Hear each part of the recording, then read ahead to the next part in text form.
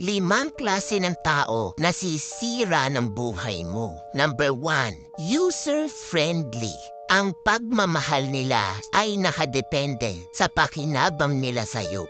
The friendship ends when the benefit stops. Number 2, reklamador. Magnanakaw ito ng peace of mind. Reklamo ng reklamo. Wala namang planong magbago. Number 3, blamer. Mahilig itong magturo ng sisisihin. Ipaparamdam niya sa'yo na ikaw ang guilty at laging mali.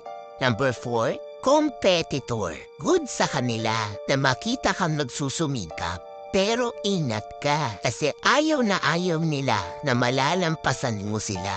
At number 5, abusado. Sasamantalahin ito ang iyong kabutihan, pagtitiwala at katapatan hanggang walang matira. Huwag mong i-expect na magbabago pa sila.